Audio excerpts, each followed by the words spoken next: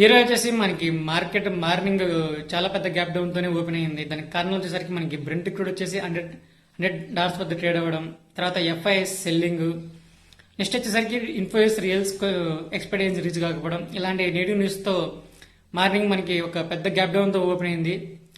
చివరికి మా ఈవినింగ్ వచ్చేసరికి మనకి మార్కెట్ కాస్త రికవర్ అయింది. దానికి కారణం వచ్చేసరికి బ్రెంట్ క్రూడ్ వచ్చేసి 100 బిలో రావడం, నెక్స్ట్ వచ్చేసి కొంచెం లోయర్ లెవెల్స్ లో బయింగ్ జరగడం, అలాగే ట్రంప్ టారిఫ్స్ మళ్ళీ వేస్తున్నారు. వాటిలో మన ఇండియాకి వచ్చేసి 30 బిలియన్ ఎక్స్పోర్ట్స్ వరకు ఒక పన్ను నుంచి మినహాయింపు దొరికినట్టుగా న్యూస్ వస్తుంది. సో ఈ కారణాల మేరకు మనకి మార్కెట్ కాస్త రికవర్ అయింది. బట్ ఓవరాల్ గా అయితే మార్కెట్లో అంటే మనకి యూఎస్ ఇరాన్ టెన్షన్స్ ఏం క్లియర్ అవ్వలేదు.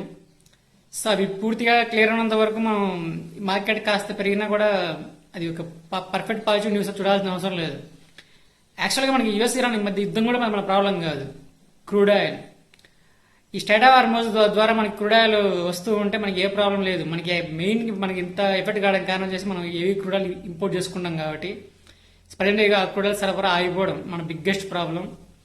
సో ఈ ప్రాబ్లం క్లియర్ అయినంత వరకు మనకు మార్కెట్లో పాజిటివ్ న్యూస్ చూడడానికి ఛాన్స్ చాలా తక్కువ ఉంటుంది, అసలు ఉండకపోవచ్చు కూడా. సో ఈ ప్రాబ్లం క్లియర్ అయినంత వరకు మనం మార్కెట్లో పాజిటివ్ ఎక్స్పెక్ట్ చేయాల్సిన అవసరం లేదు. సో ఇవి ఈరోజు మార్కెట్ విశేషాలు. మండే మార్నింగ్ వీడియోతో మళ్ళీ కలుద్దాం.